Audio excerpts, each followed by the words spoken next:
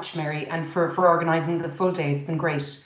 So hi everybody, and the presentation I'm going to give you, it'll go back in time a little bit, but it's very much about a future area for student teaching, student learning and student skills in all of our institutions. So the logo that I'm going to put up on the next slide will be familiar to a lot of you. It'll bring back hopefully happy memories, but certainly some memories for the members of what was the Shannon Consortium.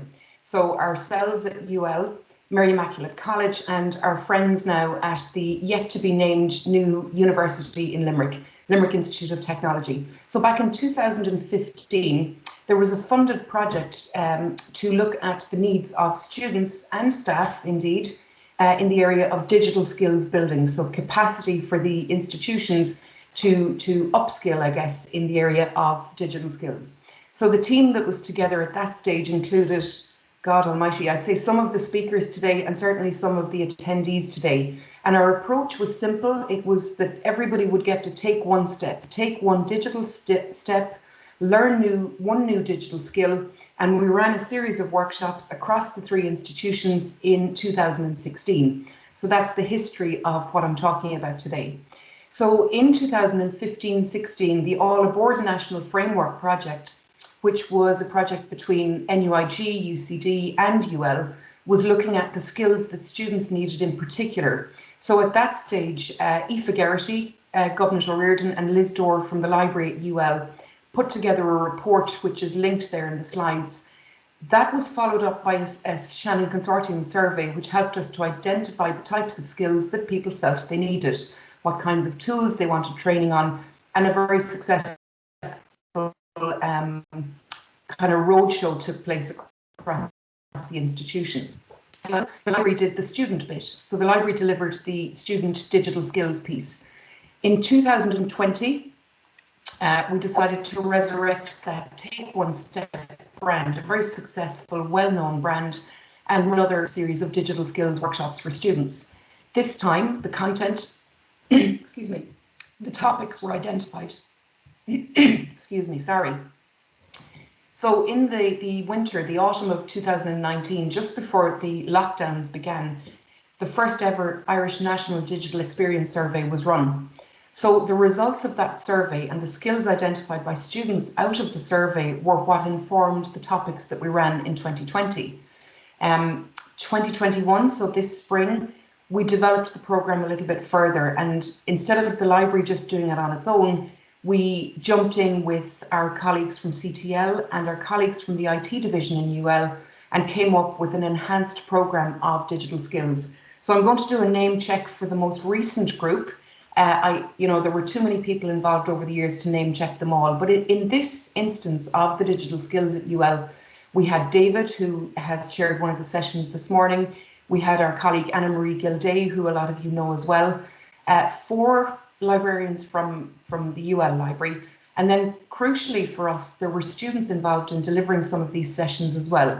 So not only were we responding to what students told us in the index survey, we were also having students come up with the content and deliver some of the sessions, which really was very helpful to us and certainly appealed to the audiences that attended. So I have listed the 13 topics that we did workshops on.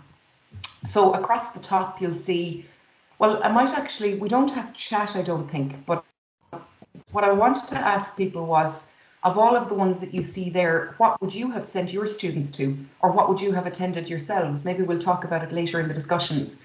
But those are the 13 workshops, and across the top, you see that we did Excel, Word, PowerPoint. This was the content from David and Alice from CTL, and they did a great session on Audacity and Panopto as well.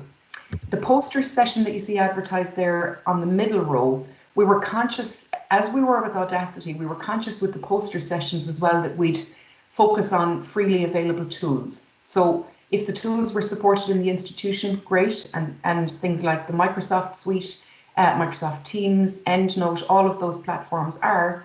But if we were delving into other softwares and tools, we consciously said these have got to be open tools that are freely available, that won't present any sort of a barrier to any of the participants. So This was the bit that kind of frightened us. Over the 3 weeks, 2,600 sign-ups for the workshops. Now, when that happened in the first week, I didn't get any notifications from the project team that they wanted to suddenly step out or not be involved anymore. It kind of, that level of interest and that level of sign-up from students, it motivates you to keep going. It builds its own momentum when you see the level of interest that's reflected there.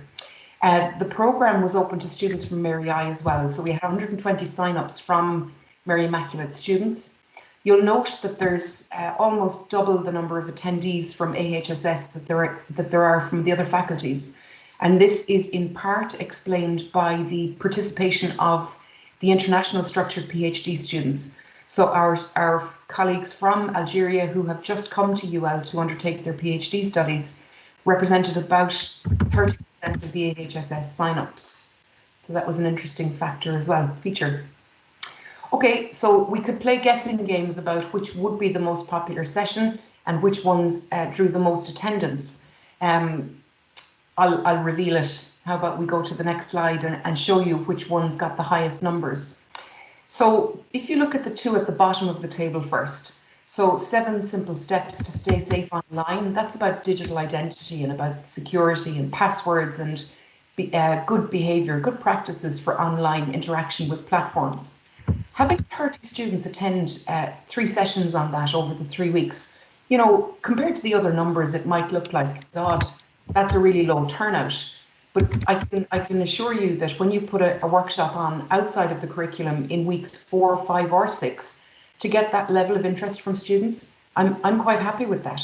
When students come in numbers like 30 and 40 over a 3-week period, to learn about topics of interest like that and follow up subsequently by watching the recordings, you know, that you can still take something away from that. Up at the top of the chart, you'll see the sessions that drew the biggest numbers. The posters session. And after the series finished, we got follow-up requests from faculty members to say, could you do this again? Will you do this with my students? Can you teach them about this in September? We had requests from the Students' Union who were just about to go into the student life election campaigns to say, will you show us how to make posters? So unfortunately, we didn't have the capacity to run them anymore, but we were able to give them the recordings and the teaching material from the sessions. The same was true of the Excel sessions and the PowerPoint sessions, huge numbers turning up. And really, it's a testament to the, I suppose, the strength of the content, but also the presenter's capacity to deal with those numbers in a live 30-minute session. So well done to those presenters for that. And you can see yourselves then the other sessions of interest, noteworthy, I suppose. The one about copyright-free images, taking good notes, and you know, there's a lot of reflection that we can do that isn't possible in the 12 or 15 minutes that I'm going to talk to you. But the types of skills that students are just crying out for, it's evident from some of the attendance figures here. So while we didn't really do an awful lot of evaluation, we didn't want to over-survey people in the middle of semester about what did you think about this and what did you know, how did you find it? We did, however, issue evaluations in weeks 4 and 6. So we got 68 evaluations in total. People were generally positive. We asked them to rank the workshops on a scale of 1 to 5. We asked them, how useful did you find the workshop for your academic work? And it was a 97% useful or very useful feedback from the participants. So happy with that. There are a couple of things that they told us that we'd have to build into future sessions. Trying to cover what we covered in 30 minutes worked for some sessions, but not for all. So there is definitely capacity to redesign, rethink how we did it, and perhaps extend it further to meet the needs. On the next slide, you'll see the kinds of other tools people want training on. So these are mostly academic tools that they feel if somebody showed them how to do it, they'd do better in their academic work. So the comment there about teach me anything related to improving assignments, of course, that's going to come back in feedback when you ask people what else they want. People were interested in being shown how to record presentations for conferences and how to run their own events. So they wanted us to teach them how to run an event on Zoom, for example. They wanted to know how to keep their laptop healthy. So when a student's laptop grinds to a halt in weeks 4, 5, or 6 in the second semester, that's not a good place to be. And you can read through the list of the other tools that people asked us about as well. Reflections from me and from the project team on this were that it absolutely could not have happened without the 3 divisions coming together. So library on its own couldn't have done this, ITD on its own, nor CTL just simply wouldn't have had the capacity to do this programme of events for students without the involvement of all 3. So I mentioned 2,600 people signed up, 1,400 actually attended in the end. So that's about a 55% attendance rate, which if you're used to delivering workshops and, you know, where there's voluntary registration involved, 55% is a pretty good take up of what you're offering. It's overall a positive response from students and from faculty, but students do want more digital skills training and they want it more often. Michelle, that's your 2-minute note. Okay, thanks, Mary. So somebody in the earlier talk mentioned just the sheer amount of effort and volume of work involved in this. I mean, it's easy for me to present a 15-minute talk about what was involved, but there was a significant amount of work involved in it, everything from planning it to doing the registrations, giving the sessions themselves, and any of the presenters will attest to that it was an intense 3 weeks. We just couldn't accommodate the follow-up requests. So we decided we would do a 3-week burst, if you like, of learning for digital skills.